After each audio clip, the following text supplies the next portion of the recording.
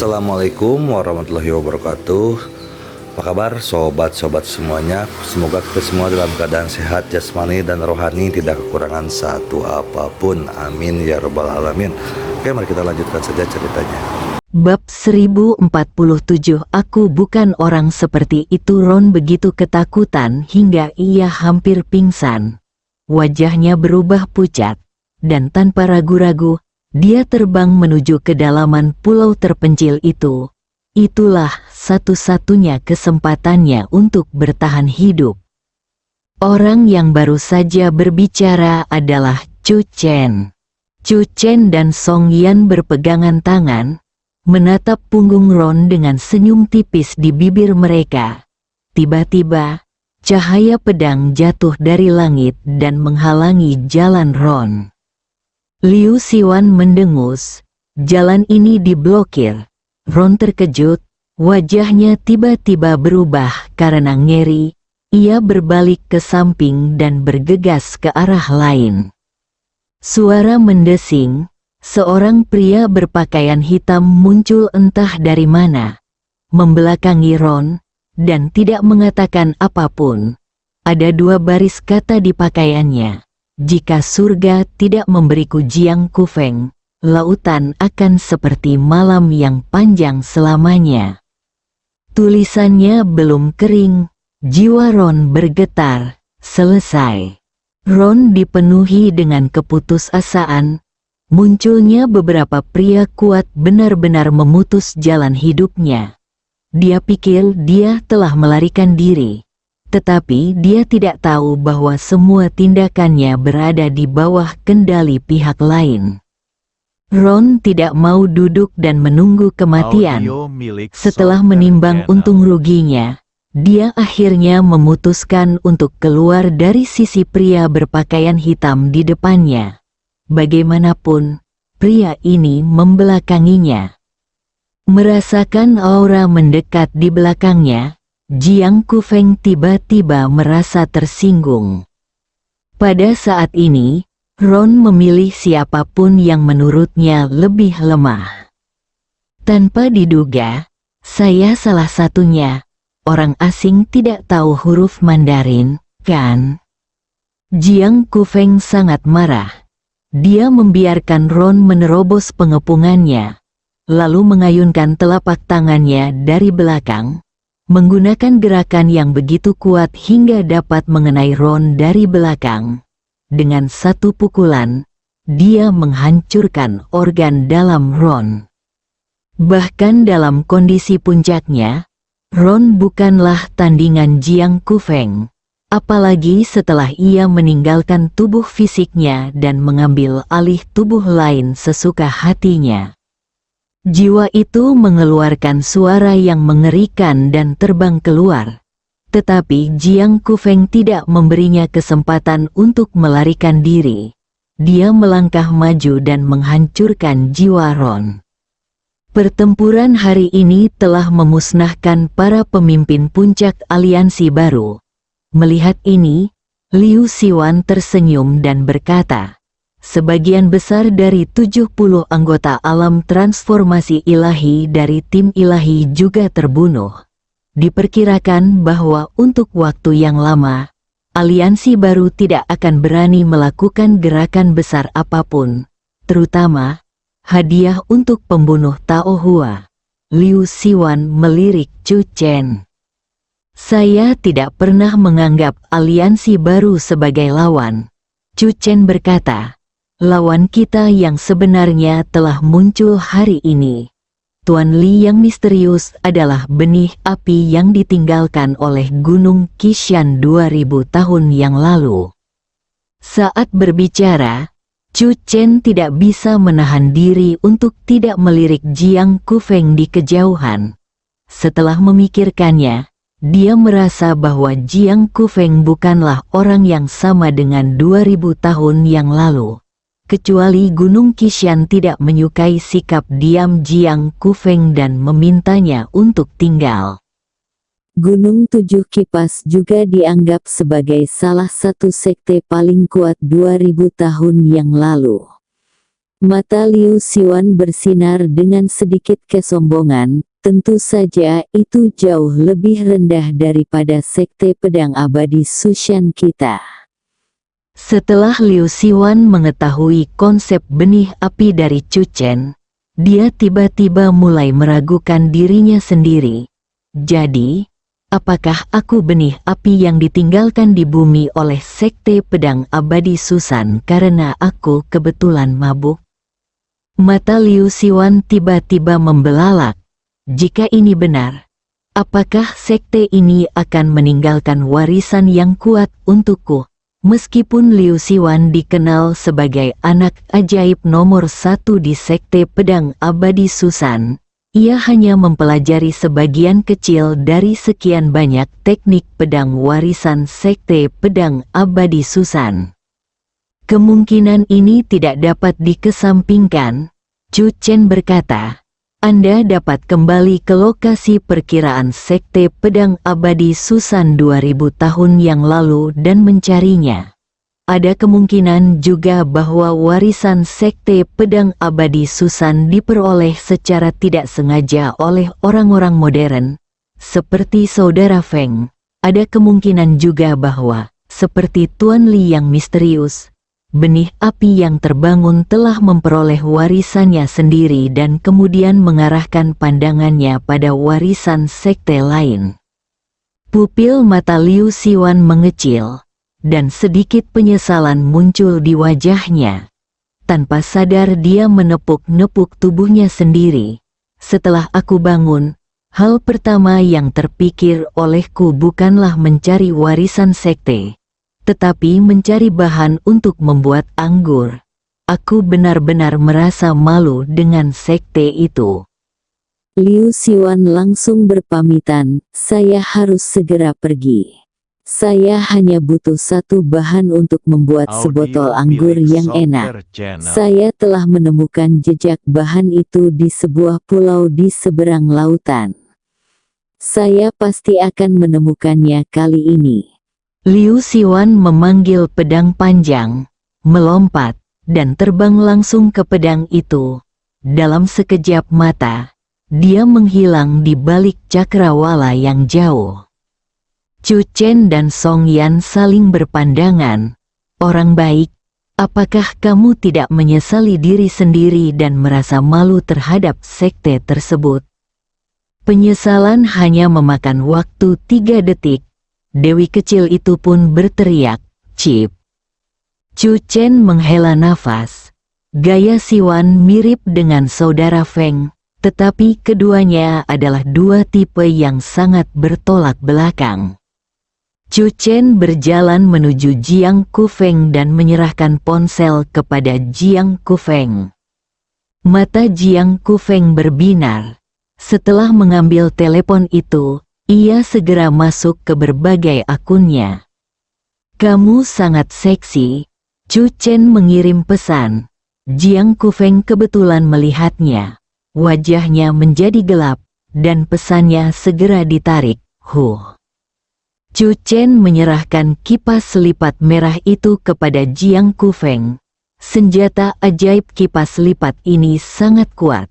Saya harap Saudara Feng dapat mengumpulkan semua 7 warna kipas lipat suatu hari nanti.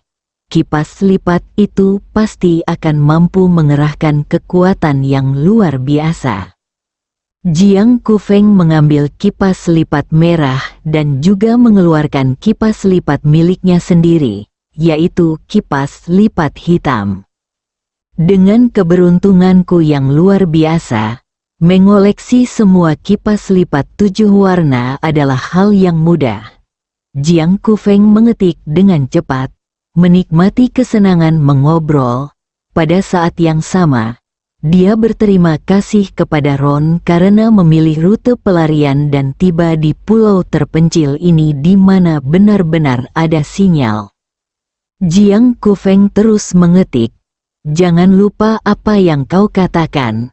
Aku bisa bergabung dengan 2000 setelah aku menerobos ke alam transformasi ilahi.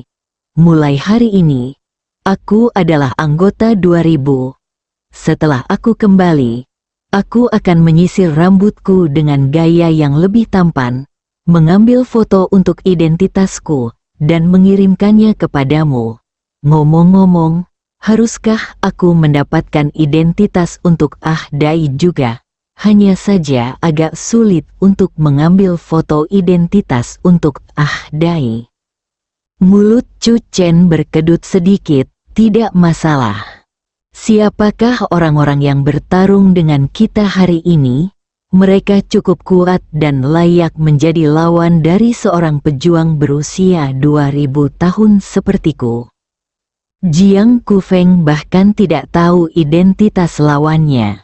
Aliansi baru, kalian perlahan bisa mengetahui latar belakang Biro Operasi Khusus, jawab Chu Chen, dan tiba-tiba dia tertegun. Wajar saja jika saudara Feng mengetik, lalu mengapa dia juga mengetik? Di samping, Song Yan juga menatap Chu Chen dan Jiang Kufeng dengan bingung. Dia tidak dapat menahan diri untuk tidak melirik riwayat obrolan antara kedua pria itu. Apakah kedua pria ini sedang membicarakan sesuatu yang tak terkatakan? Jiang Kufeng kebetulan mengirim pesan kepada Chu Chen. Hei, aku sudah terlalu lama di laut. Saat aku kembali malam ini, aku harus mendapatkan pijat minyak esensial untuk menenangkan diri. Apakah kamu mau ikut denganku? Song Yan menatap Chu Chen. Chu Chen menegakkan punggungnya dan berkata, aku bukan orang seperti itu. Bab 1048 buah berkicau. Jiang Kufeng dengan cepat melirik Song Yan di samping Chu Chen. Itu ceroboh. Jiang Kufeng segera menjawab, haha, aku hanya menggodamu. Tempat seperti itu yang dipenuhi kembang api bukanlah tempat yang cocok untuk tuan sepertiku. Aku hanya sengaja menguji hatimu. Bagus sekali, kau tidak mengecewakanku. Chu Chen, di pantai di kejauhan, Hiu Dai berenang ke arah sisi ini, sambil melompat-lompat kegirangan dari waktu ke waktu. Jiang Kufeng berharap ia bisa membelikan telepon seluler untuk Dai sehingga mereka bisa berkomunikasi lebih mudah. Dai ada di sini. Berkat bantuan mereka hari ini, aku akan pergi bersama Dai untuk menyingkirkan binatang laut itu terlebih dahulu. Lalu pergi untuk memijat. Jiang Kufeng menghapus beberapa kata terakhir. Aku akan mengambil foto identitas yang bagus dan mengirimkannya kepadamu. Jiang Kufeng juga merupakan seorang pria yang bertindak cepat dan tegas. Dia pergi secepat yang dia katakan. Dia terbang ke udara dan segera mendarat di belakang Hiu Dai. Dia menepuk Hiu Dai, yang sangat gembira dan berenang kembali ke laut dalam bersama Jiang Kufeng. Chu Chen memegang tangan Song Yan dan bersiap untuk pergi. Tiba-tiba, Chu Chen berhenti dan menatap pulau terpencil di belakangnya. Ketika Ron melarikan diri, dia tidak pergi ke tempat lain, tetapi langsung menuju pulau terpencil ini. Mungkinkah ada sesuatu di pulau terpencil ini? Lagi pula, tidak ada pijat dengan minyak esensial, Song Yan menjawab. Chu Chen menjawab dengan serius. Meskipun itu hanya candaan, aku benar-benar tidak menyangka bahwa saudara Feng akan menjadi orang seperti itu. Terlepas dari candaannya, pasangan itu tidak tinggal di tempat mereka dan segera berjalan menuju kedalaman pulau terpencil itu. Pulau terpencil itu penuh dengan hutan purba. Jiwa Chu Chen menutupi area itu, tetapi dia tidak mendeteksi tanda-tanda aktivitas manusia apapun. Kicauan, dewi kecil itu melompat dan terbang menuju bagian terdalam dari pulau terpencil itu. Burung kecil bodoh, apakah kau menemukan sesuatu? Chu Chen dan Song Yan mengikuti. Dewi kecil itu terbang maju terus, hampir melintasi seluruh pulau terpencil dan tiba di bagian belakang pulau. Seseorang benar-benar pernah berada di sini. Chu Chen penasaran, apa yang tersembunyi di suatu tempat yang bisa membuat Ron datang ke sini dalam situasi putus asa seperti ini. Chu Chen tidak melupakan apa yang dikatakan Ron saat dia baru saja tiba di darat. Dia ingin membalas dendam. Ketika aliansi baru dihancurkan, Ron berani mengancam akan membalas dendam. Itulah keyakinannya. Chu Chen melirik Dewi kecil itu dan tersenyum. Sepertinya burung kecil bodoh itu juga memiliki fungsi berburu harta karun. Haruskah kita mengganti namanya menjadi burung pemburu harta karun di masa mendatang? Dewi kecil tidak mendengar apa yang dikatakan Chu Chen. Dia sudah terbang ke tepi tebing. Di bawahnya, ombak menghantam, membuat suara keras satu demi satu.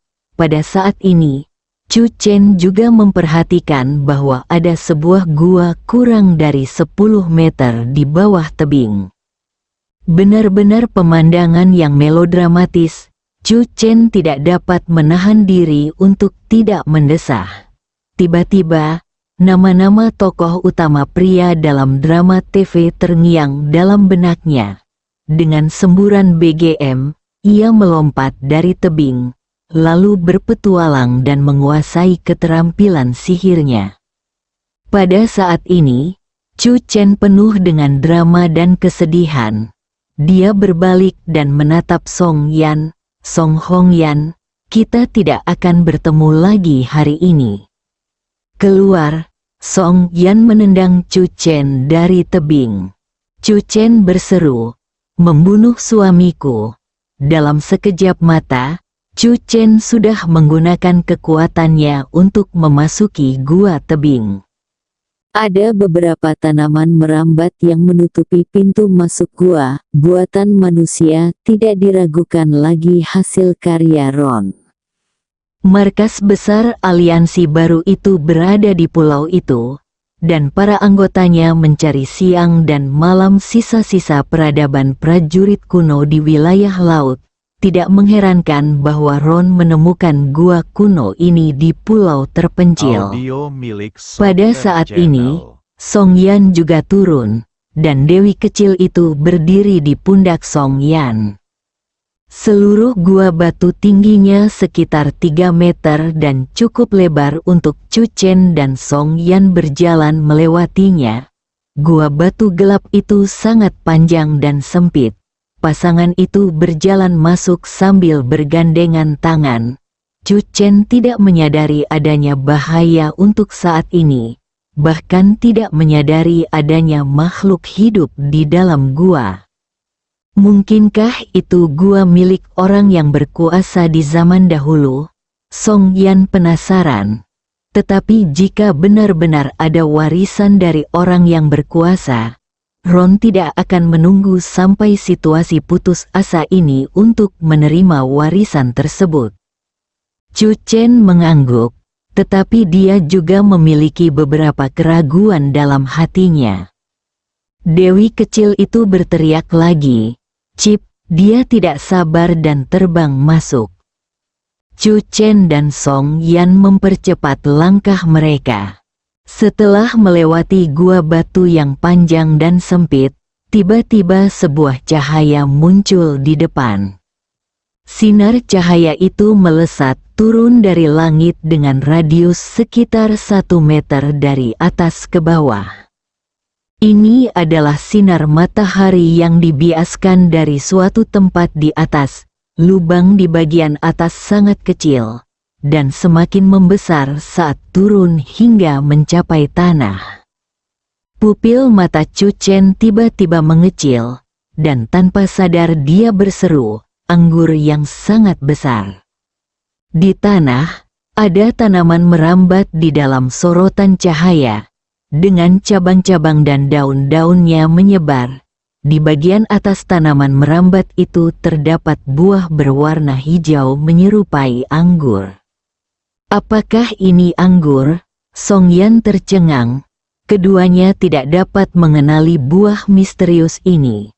Namun, setelah melihat buah berbentuk anggur ini, sang dewi kecil menjadi sangat gembira dan terus berkicau. Chu Chen tidak dapat menahan diri untuk bertanya, "Apakah kamu tahu buah apa ini?" Dewi kecil, Cip, Chu Chen meliriknya dan berkata, "Kalau begitu, katakan padaku." Dewi kecil itu berteriak, "Cip." Chu Chen menghela napas. "Kalau begitu, sebut saja buah berkicau." Sang dewi kecil membuka mulutnya, namun kali ini tak ada suara kicauan yang keluar. "Buah berkicau," Song Yan melirik Chu Chen. Lalu pandangannya tertuju pada buah berbentuk anggur hijau. Setelah pengamatan yang cermat, warna hijau di bagian bawah buah secara bertahap menunjukkan sedikit cahaya ungu. Meskipun aku tidak tahu jenis buah apa ini, Ron tidak memetiknya. Mungkin karena buahnya belum matang. Song Yan menunjuk ke bagian bawah buah. Jika sudah matang, seluruh tubuhnya akan memancarkan cahaya ungu ilahi. Song Yan memandang dewi kecil itu. Dewi kecil itu gembira, "Cip." Apa yang dikatakan Song Yan masih dapat dipercaya. Pria ini, ya. Chu Chen berjalan mengelilingi pohon anggur yang tingginya kurang dari 2 meter. Semua cabang dan daunnya, serta satu-satunya buah yang menyerupai anggur hijau, berada dalam sorotan cahaya. Tampaknya ada orang yang kuat datang ke pulau terpencil ini 2000 tahun yang lalu dan menaruh benih di sana. Kemudian, seiring berjalannya waktu, benih itu mulai berakar dan bertunas, dan akhirnya menghasilkan buah yang berkicau ini. Chu Chen menatap dewi kecil itu. "Apakah kamu tahu kapan buah jiu-jiu ini akan matang?" Sebelum dewi kecil itu sempat menjawab, Chu Chen bergumam pada dirinya sendiri, "Lupakan saja, tidak ada gunanya bertanya. Kita tidak bisa menilai tanggal hanya dari suara kicauannya." Dewi kecil itu begitu marah hingga sayapnya bergetar. "Dewi kecil, kapan buah ini akan matang?" Song Yan bertanya. 1 bulan. Dewi kecil itu menggelengkan kepalanya. Song Yan berpikir sejenak, 1 tahun. Sang dewi kecil pun memikirkannya, lalu berkicau dengan hati-hati. Buahnya akan matang dalam waktu sekitar 1 tahun. Song Yan segera sampai pada suatu kesimpulan. Sekitar setahun. Chu Chen tertegun sejenak, lalu tersenyum. "Jika ditunda selama 10 hari atau setengah bulan, itu akan menjadi hadiah ulang tahunku yang ke-25. Mendengar hal itu, Song Yan terkejut. Namun kemudian ia menjadi gembira. "Suamiku, ulang tahunmu 13 hari lagi. Hadiah apa yang akan kau berikan kepadaku?" Bersambung.